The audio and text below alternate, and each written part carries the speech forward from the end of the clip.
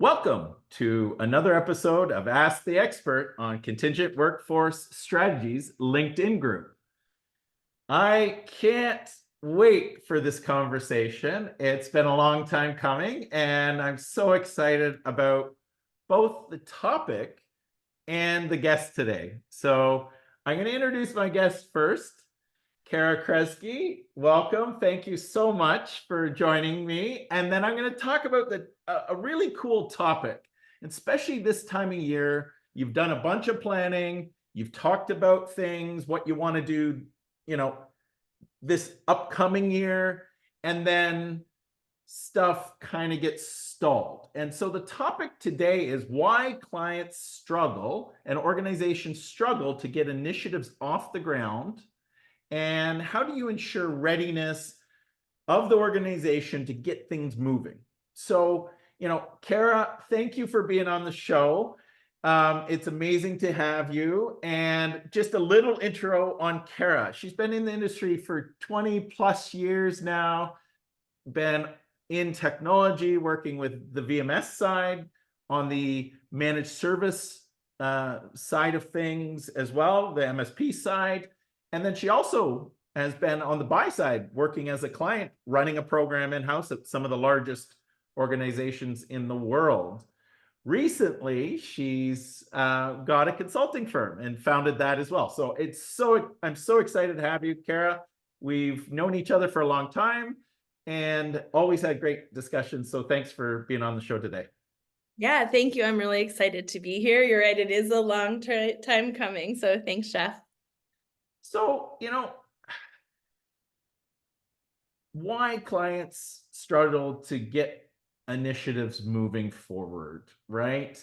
And it's a topic that is so timely at this time of year because all of a sudden we're looking kind of into the spring and you thought you'd get things moving, but you're kind of getting caught in the day-to-day and you're not moving things the way forward like you thought. So, why does that happen? And then what are some of the things, especially when you start thinking about your strategy and what you were planning to do, what can you do better when it comes to moving that strategy forward? Yeah, it's unfortunate because I think there's so many smart people in the buy side. There's a lot of savvy buyers right now, especially with so much education, and so many new and interesting ways of going about things, probably more in the last 5 to 8 years than we've seen in the history of the industry. When we think about the stalls, I always liken it to just really simplifying it. Think about when you have your household. And lots of people out there have little kids. I've got my little dog. But you have, 50 things to do, plus you're trying to work, plus, you have, external things pulling at you. It's so much easier to get dinner made on time if you have somebody to call and say, hey, can you get that started? And I think that's the thing I see a lot with programs is stakeholder governance, right? Governance frameworks, stakeholder engagement. And what I mean by that is this. If you think about how contingent labor programs are structured, most of them are hidden within a different function. So people love to say like HR versus procurement. And I'm kind of like, everybody in the entire company is going to be your customer when you run a program. You might want procurement if you're very cost saving centric. You might want HR if you're very talent centric, but the reality is you're serving the entire business because most companies use contingent labor for like half their labor force, right? Right. So getting to your specific question about the stalling, if you think about those tables, most contingent labor programs do not have a seat at an executive table. And you're not going to get there by constantly talking about how important or the sheer volume of workers. You're going to get there with data, outcome-based, evidence-based outcomes of why you should do X. So you look at something like direct sourcing, SOW, et cetera. Oh, we want to do this.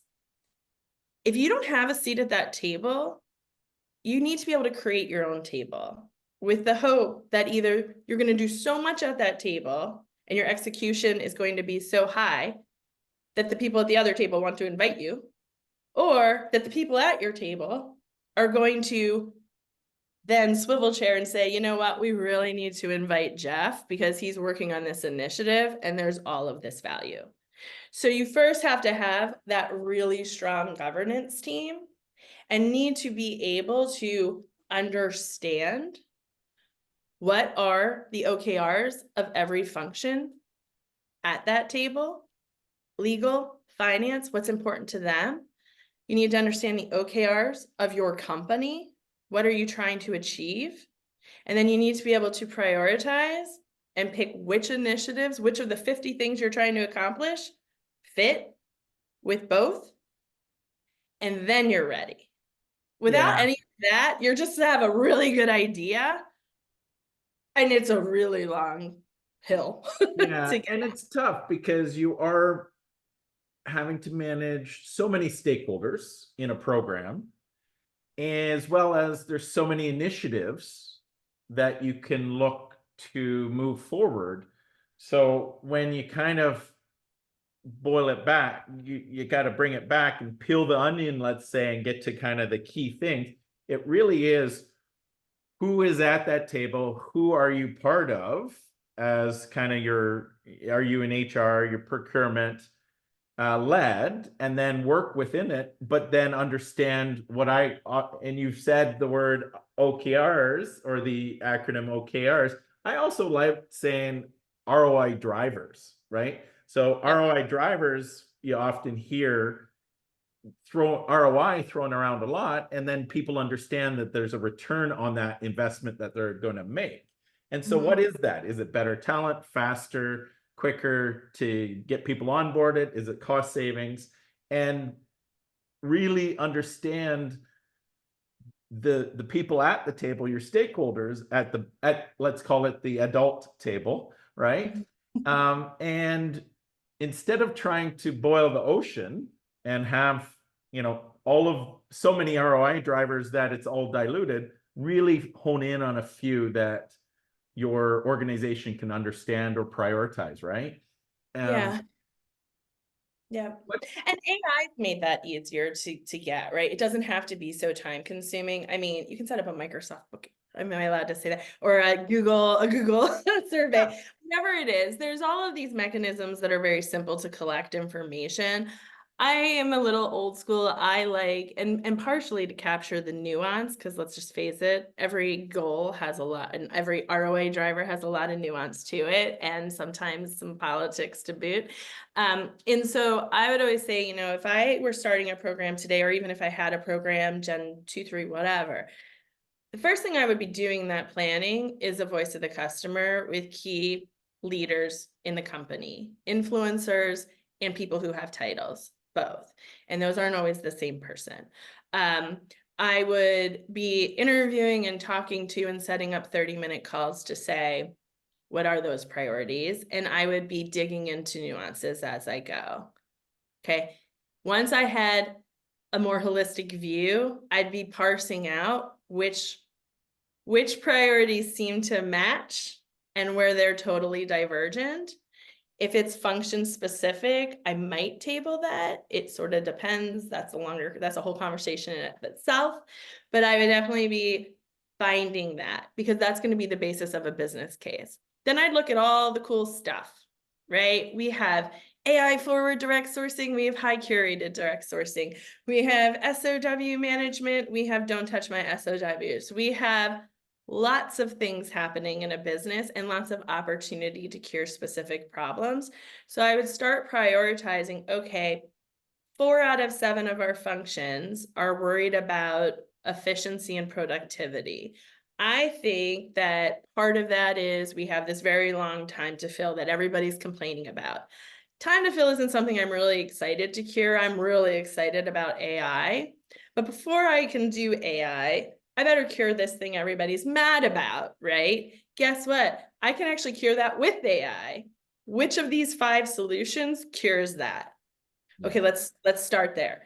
Now I've got credibility. Now I need this whole stakeholder team to go tell the adult table, wow, we actually fixed a lot of this, and there's an even bigger thing we're talking about, right? So you're a salesperson, they're salespeople, but you're actually creating solutions that the business cares about.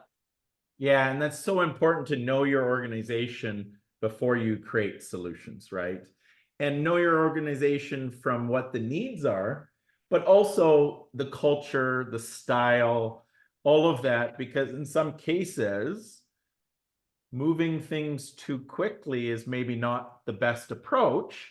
So if as you're working with your stakeholders and the your organization, find out what the needs are, the ROI drivers are, you can also figure out the approach you'll take. So in some cases, what I've seen, some very successful programs slow it down a bit and just say, you know what, we're implementing the VMS just to identify all of the contingent workers we have in the organization. And that's their metric of success for the first year. And guess what? Without getting in front of the politics of whose friends are being hired or whatever, you're getting people into a system. You're starting to collect, and you said it, the data, right? And then data can help you with your business case. So it's so interesting. And I'm glad you said, talk to your stakeholders, understand your business, not only, and really listen, not only for the solution, to help solve the solution, not bring a solution that may to something that may not be solved.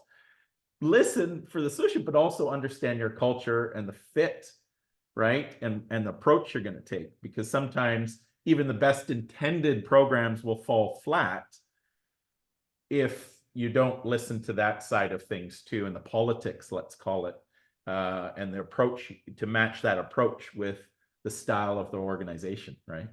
Yeah, I mean, you're right. It's the old implementation. Do you spend the money to adopt all the suppliers and deal with the long table and all the long tail and all the shenanigans, or do you, and you do the do no harm approach, or do you, which I've often said is not the right approach for those reasons I just outlined, or do you optimize right away? Do you, in a sales call, we've all done it, right? Like, what the person really needs and you start talking about it and then you realize they're totally not ready to hear it. All of those things, it's no different when you're running a program. Yeah. Oh, it's so important. And so, defining program strategy, understanding the needs of the organization, understanding the culture and style is so important. And then that governance. So you mentioned bringing the right stakeholders to the table. When it comes to governance, having those stakeholders as part of the program and kind of key allies are so important. And, who are those stakeholders? And then how do you start to create a governance model where they're engaged, they're helping you as allies along moving your program forward versus potentially, not being allies and actually potentially stalling your programs and putting up blockers? Yeah, I mean, I think that's where really digging in again to some of that nuance. So, without belaboring it, asking very frankly, business leaders and stakeholders, what pressure are you under from the C-suite? What are you expected to return? Like, what do you worry about versus what do you think's going really well?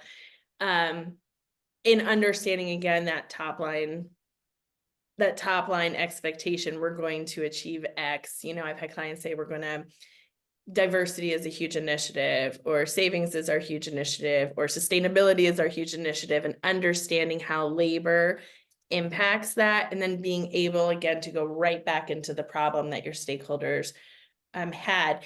To your point, there's going to be people, you're not an order taker, and there's going to be people that there is going to be some natural friction and conflict with. And I think that's where also being very transparent. Listen, we're going to do this thing. Hey, IT, we're going to put in our talent strategy is going to be to use less of this and more of this. And that's going to be difficult for your hiring managers. Less SOW, more staff aug, less staff aug, more EOR, whatever it is. It's going to be a change What is the last project that your hiring community went through that went really well? Which one went really poorly? Because the other thing I would say is a lot of the change management should be, in my mind, tailored to that stakeholder and the function. So many people get stuck on, but this is the right thing. Who cares? Like, really, who cares if it's the right thing? You don't need every person in the organization to understand why labor and contingent labor programs are important. What you need them to understand is why it's important to them. Yeah. It's a what's in it for me, right? What's in it for your stakeholder, and make sure that that's customized to them. They understand it. And they're behind it, right? So it's so true. And most detractors are just worried about this is disruptive, this is noise, this is distracting. They're not actually incapable of understanding. I used to spend 100 million and now I'm going to spend 90 million, and that's good. Yeah. And most people want to do the right thing, quite Yeah. honestly, too. It's Yeah. just they have a job to do day to day. And then how is that going to affect them positively or negatively when you bring a new initiative to them? So really listening, understanding it, and then customizing the pitch of how you're going to, help solve their issues with ideally a unified program, right? So really customizing, not customizing the program, but customizing how they understand it, right? To meet their Mhm. needs and move their initiatives and their priorities forward. And Yeah. then from a governance perspective, though, how they help, though, do you find having proper definitions of what's in scope, what's not in scope, the, you know, who to call, where to find information? Like, how have you seen some of those done really, really well in organizations where, it makes decision making a lot quicker and easier, and help for the people, for they're not, confusion, because within confusion, they often, either don't move forward or they do the wrong things, right? Yeah. I mean, I think so. We talked about having the right stakeholders and getting the right people in the room. We talked about joining the company priority, marrying the company priority with the program priority, and then understanding the nuance at a function by function level, tailoring the change management communication by function, right? So those are all really good things. I think some of the other pieces are from just a logistics point, understanding the scheduling of what you want to do and how, and the resource constraint that could put in other pieces of the organization. So like if you're an SAP shop and you're going to S/4HANA, probably not the right time to start talking about VMS right, replacement, right? Like there's a whole lot of things there, or even optimization, like forget replacement, right? We want to optimize the VMS to have a better user experience is not going to trump we're going through a massive ERP. So I think there's some of the like logistics pieces that are good to know and understand, and then to make that schedule. And so that example I just gave you might be, we push our VMS source and selection to 2026, and right now we're going to focus on capturing all the arms and legs and SOW return, right? Like that again, it's I've seen people just really dig into, we want to because we know it's good, versus is it actually attainable, and does it solve the problems that the business has, right? No, and that's so important in prioritizing, right? Because I think timing is everything. I think in a lot of situations, timing is everything. So understanding the readiness of things in your organization, but also those ROI will help you prioritize, because that whole idea of trying to boil the ocean or handle too many initiatives concurrently actually may cause failure in all of them, versus focused on certain things and proper timing and prioritization of initiatives. Yeah, I mean, if you think about just a simple timeline, right? People want to have these big account plans and these 200-line Excel strategic roadmaps.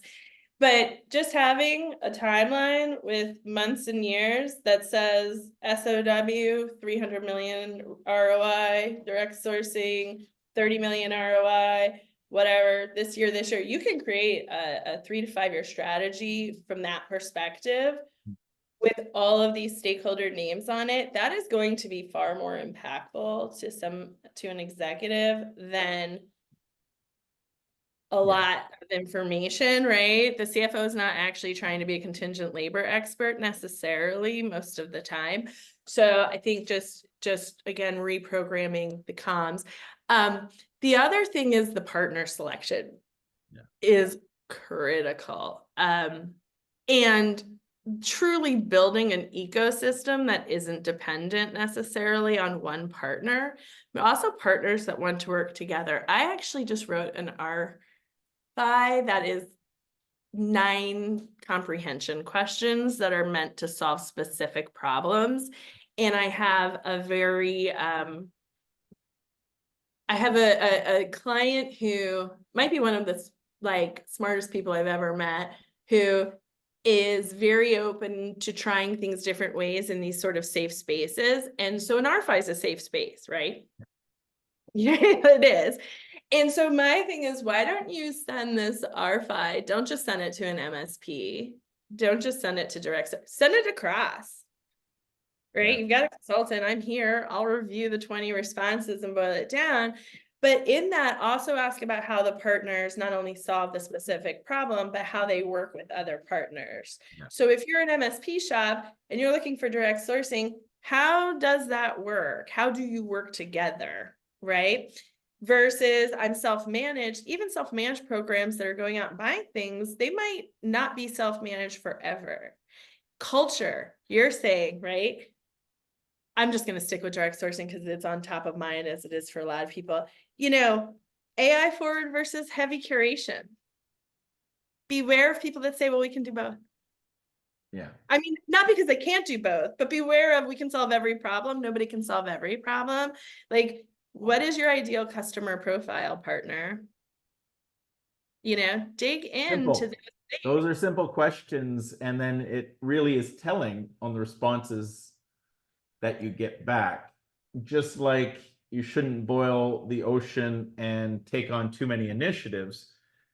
I find vendors that say we can do everything for everybody not usually the most truthful and potentially not masters of anything, right?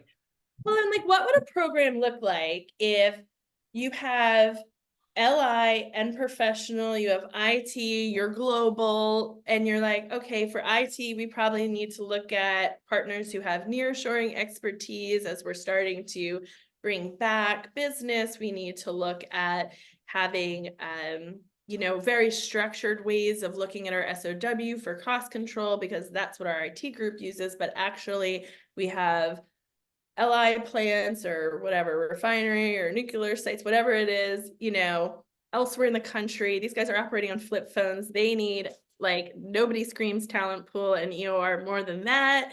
And then you have, right, your other professional services, which are very seasonal, which is great for traditional MSP. And as long as you're tying everything back in the same tech, which is where the VMS is, because most people aren't ready to just kill their VMS that they've put many years. That's highly disruptive. How can you feed it in? And then that contingent labor program sponsor really is managing an ecosystem, a talent ecosystem of partners, versus we have our MSP.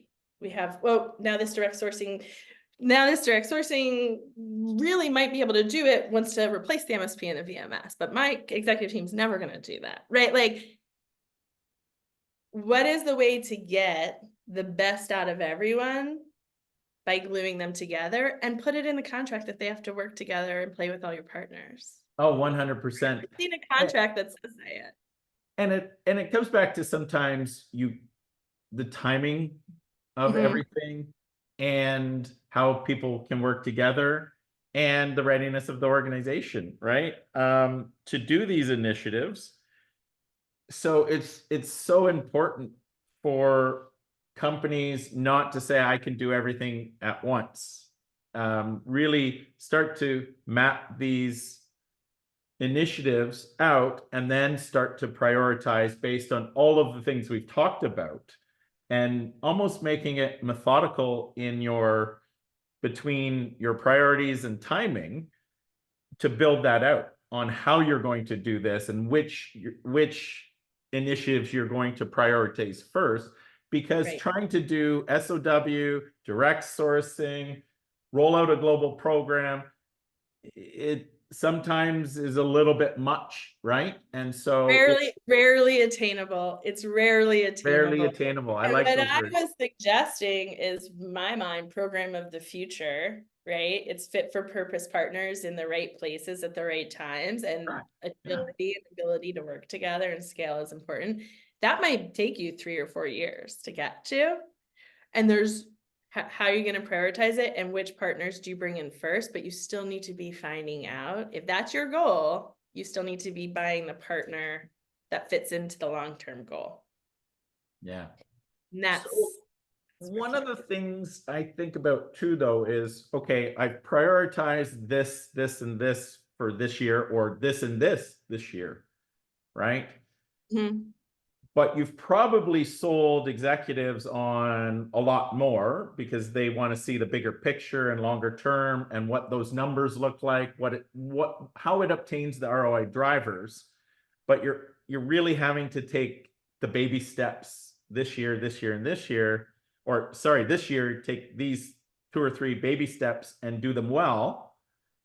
How do you start to communicate, though, that these are going to move towards the end goal of the ROI drivers that we sold and got buy-in to the executive?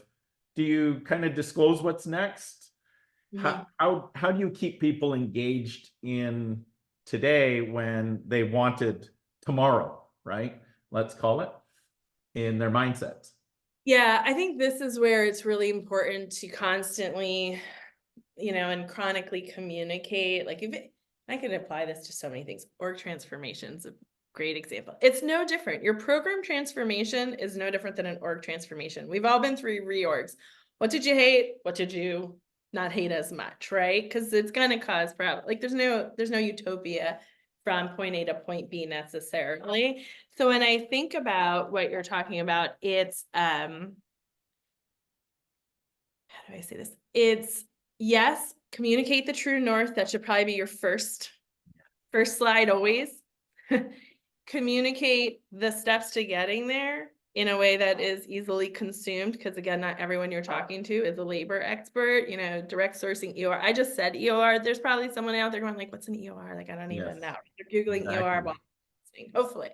And so it's simplifying, not using the jargon, simplifying during the communication cycle, keeping the true north very present, and then reporting out on it. Reporting out not just, to the stakeholders, but making sure that they're flowing down. It depends on your company, if you're in town halls, what you're doing, but also communicating the setback. Hey, we had this plan. Our X implementation got delayed for these 3 reasons. We are remediating. That's going to push us out to here. In the meantime, we promised an ROI of X, and here's what we're going to do to achieve it. Because don't forget, in your back pocket, that day-to-day has a lot of opportunity of its own. If you're $10 million short on savings for direct sourcing, there's a lot of ways to get that. I have a new computer. I don't know why it's doing that. There's a lot of ways to get that don't include like talking about markups or crushing down on your supply chain. Yeah. So having your sort of plan B behind the scenes of, if we fall short here, we can lift it up here. That's important. And that's where your process experts and your day-to-day operators are equally as important as your strategist and need to be in consistent communication.